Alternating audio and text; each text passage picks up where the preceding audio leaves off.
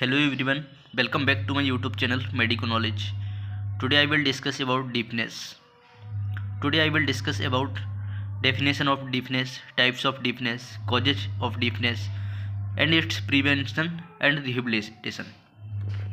Previous video में हमने discuss किया था acute otitis media and chronic otitis media, उसका नोट्स भी अपलोड किया था। इस वीडियो में हम देखने वाले हैं डिफनेस को डिटेल में। ठीक है, ये टॉपिक बहुत ही इंपॉर्टेंट टॉपिक होता है एग्जाम के पर्पज़ से। बात करते हैं definition of deafness. Deafness is a one type of ear disorder in which permanent or temporary hearing loss either partial or total which can affect an individual ability to perceive and understand sound, speech and communication. Means क्या है, deafness एक प्रकार का year disorder होता है, ठीक है, जिसमें permanent and temporary hearing loss होता है और जो अफेक्ट करता है किसी पर्सन की उसकी परसेप्चुअल कैपेसिटी को, अंडरस्टैंड कैपेसिटी को, है ना, कोई भी स्पीच या कम्युनिकेशन को इफेक्ट करता है। बात करते हैं types of deafness. Deafness can be classified into different types. First होता है कंडक्टिव डिफनेस, सेकंड है sensory neural deafness. Sensory neural deafness is also known as perceptive hearing loss. Third है मिक्स्ड डिफनेस। फोर्थ होता है profound deafness. Profound deafness को psychogenic deafness भी कहते हैं। फर्स्ट है conductive deafness.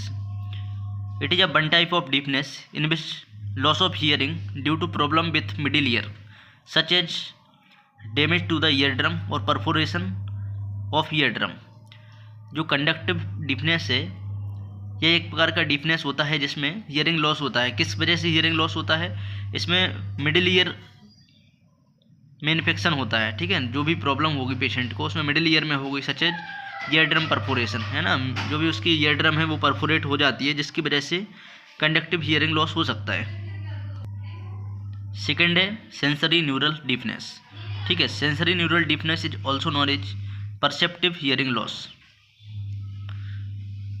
Sensory neural deafness is a one type of deafness in which loss of hearing due to damage to the inner ear or auditory nerve, ठीक है।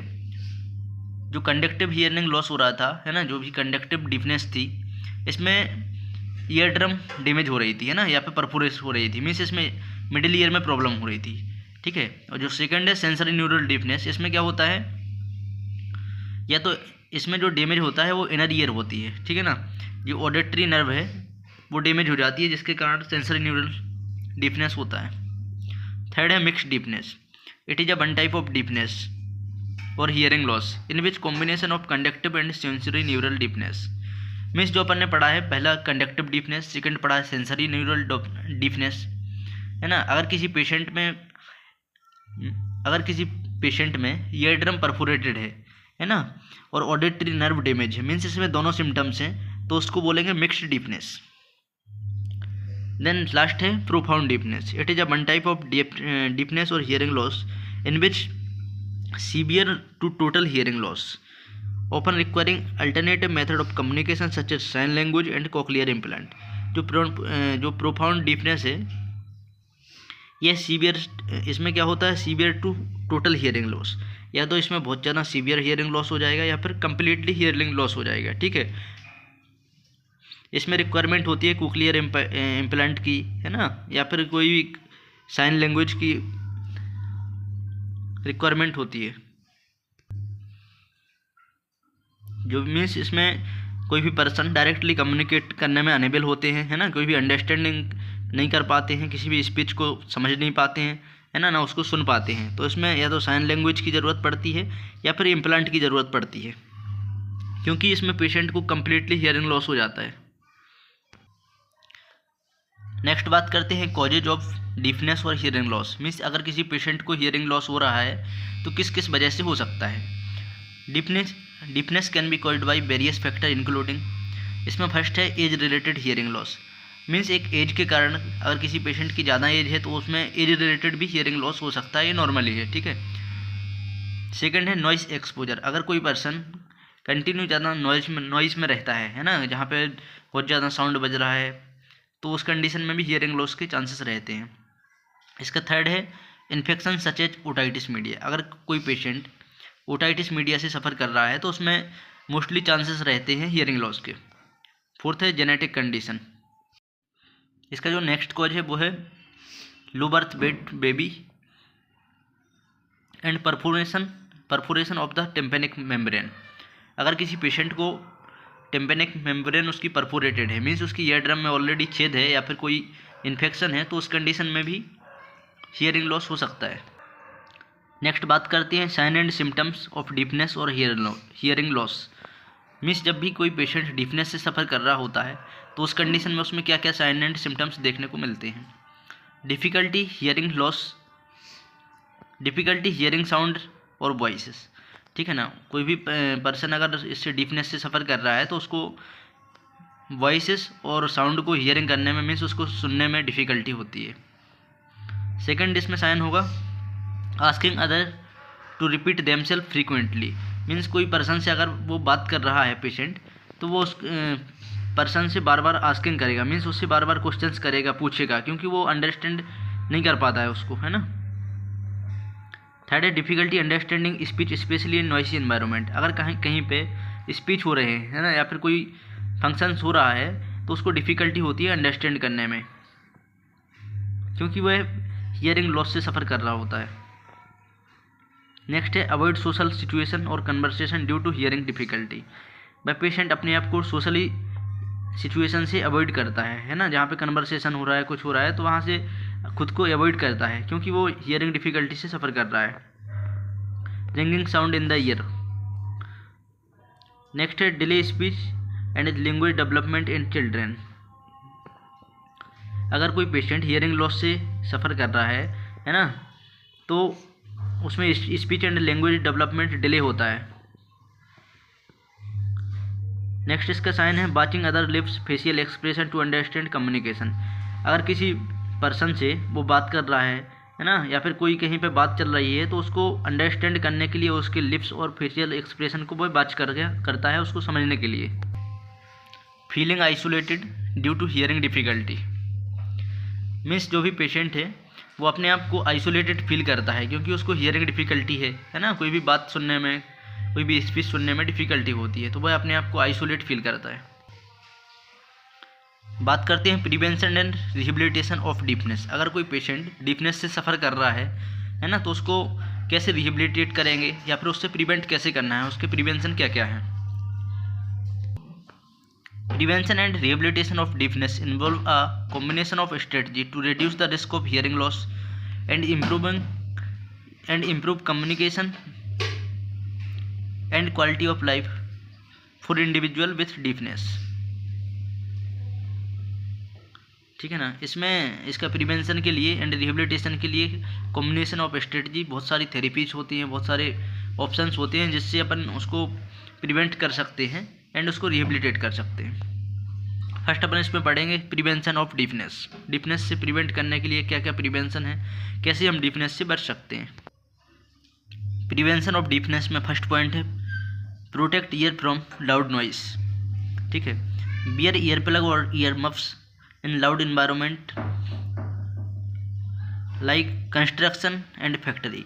Means अगर कहीं पे कंस्ट्रक्शन का वर्क चल रहा है या फिर कोई फैक्ट्री में वर्क चल रहा है, ठीक है ना, तो वहाँ पे नॉइसेस ज़्यादा होती है ना, लाउड इन्वायरमेंट रहता है, तो उस कंडीशन में ईयर प्लग्स को बियर करना है, ईयर मफ्स को बियर करना है, जिससे हम अपने ईयर को प्रोटेक्ट कर सकते हैं और डीफनेस और हियरिंग लॉस से खुद को बचा सकते हैं। इसका सेकेंड पॉइंट है get regular hearing checkup to early detection and treatment of hearing problem can prevent deafness. Means अगर अपन अपने ईयर्स का प्रॉपरली चेकअप कराते हैं, जो भी ENT डॉक्टर हैं उनको प्रॉपरली अपन चेक कराते हैं, है ना, तो उसमें अर्ली अपन डिटेक्ट कर सकते हैं कि कोई ईयर की प्रॉब्लम तो नहीं हो रही है ना। अगर अपन कंटिन्यूस रेगुलर ईयर का चेकअप कराते रहते हैं तो उस कंडीशन में हम प्रिवेंट हो सकते हैं डीफनेस से। मीन्स हम डीफनेस नहीं हो सकती है क्योंकि हम रेगुलर चेकअप करा रहे हैं। इसका थर्ड पॉइंट है avoid inserting object into the years. Inserting object like cotton swab can damage the ear canal and year drums. इसका मतलब है कोई भी ऑब्जेक्ट को ईयर के अंदर इंसर्ट नहीं करना है। ठीक है, अगर हम कॉटन स्वेब्स या कोई अदर ऑब्जेक्ट्स ईयर में इंसर्ट करते हैं, डालते हैं, तो उससे हमारी ईयर ड्रम डैमेज हो सकती है, ईयर कैनाल डैमेज हो सकती है, जिसके कारण हमें हियरिंग लॉस या फिर डीफनेस हो सकता है। नेक्स्ट है keep volume low. Keep the volume low when listening to music और वॉचिंग टीवी। अगर हम टीवी देख रहे हैं या कोई म्यूजिक सुन रहे हैं तो उसको लो वॉल्यूम में ही सुने, है ना, लाउडली या बहुत ज़्यादा हाई वॉल्यूम में सुनने से जिसके कारण हमें हियरिंग लॉस हो सकता है। टेक रेगुलर ब्रेक्स इन नॉइसी एनवायरनमेंट। अगर कहीं पे, है ना, बहुत ज़्यादा लाउड स्पीकर हो रहा है, वहाँ बहुत ज़्यादा लाउडली सॉन्ग्स बज रहे हैं, कुछ हो रहे हैं, या फिर नॉइसी एनवायरनमेंट है, तो वहाँ से ब्रेक्स लेना है। ब्रेक्स मीन्स वहाँ से थोड़ी देर के लिए दूर जा सकते हैं। नेक्स्ट है wear ear protection during water activity. जब भी हम वाटर एक्टिविटी कर रहे हैं या स्विमिंग कर रहे हैं, है ना, तो हमें ईयर में प्रोटेक्शन के लिए जो भी वहाँ पे प्रोवाइड किया जाता है उसको बियर करना है, जिससे हम हमारे ईयर को इन्फेक्शन से बचा सकते हैं, ईयर कैनाल को डैमेज होने से बचा सकते हैं। ठीक है, नेक्स्ट बात करते हैं हम रिहेबिलिटेशन ऑफ डीफनेस। अगर कोई पर्सन डीफनेस से सफ़र कर रहा है ना, हियरिंग लॉस से ऑलरेडी सफ़र कर रहा है, तो उसको कैसे रिहेबिलिटेट करेंगे। रिहेबिलिटेशन ऑफ डीफनेस में फर्स्ट पॉइंट है hearing aid.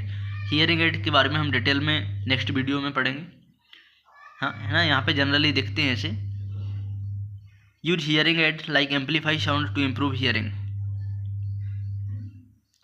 Cochlear implant, second है cochlear implant. Implantable devices that bypass damage hair cells. जो भी इम्प्लांटेबल डिवाइसेस होती हैं उसको इम्प्लांट कर सकते हैं। ठीक है, नेक्स्ट है इसमें audio therapy, training to improve sound recognition and speech. Means जो भी पेशेंट डीपनेस से सफ़र कर रहे हैं उनको ऑडियो थेरेपी दे सकते हैं। ठीक है ना, ऑडिटरी थेरेपी होती है। ऑडिटरी थेरेपी देने से, है ना, उसको ट्रेनिंग देने से उसके साउंड रिकॉग्निशन एंड स्पीच में इम्प्रूवमेंट होता है। नेक्स्ट है स्पीच एंड लैंग्वेज थेरेपी। अगर कोई पेशेंट डीपनेस से सफ़र कर रहा है तो उसको स्पीच एंड लैंग्वेज थेरेपी देना चाहिए, जिससे उसके कम्युनिकेशन स्किल है उसमें इम्प्रूवमेंट होगा। नेक्स्ट है साइन लैंग्वेज। साइन लैंग्वेज का मतलब होता है उसमें लिखे हुए वर्ड्स होते हैं, उनको दिखा के उसको समझाना। ठीक है ना, visual language to communicate means अगर उससे बात कर रहे हैं तो उसको अपन लिख के बता सकते हैं। ठीक है ना, जिससे वह कम्युनिकेट करने में उसको आसानी होगी। Counselling, seek support from audiologist, counsellor और support group for individual and families. अगर कोई पेशेंट डीपनेस से सफ़र कर रहा है तो उसको ऑडियोलॉजिस्ट होता है, उससे ट्रेनिंग दिलाना चाहिए, काउंसलिंग देना चाहिए, काउंसलर से काउंसलिंग दिलाना चाहिए। ठीक है, जिससे वो अपने आप में स्ट्रेस में ना रहे और उसको कम्युनिकेशन स्किल में उसको इम्प्रूवमेंट हो।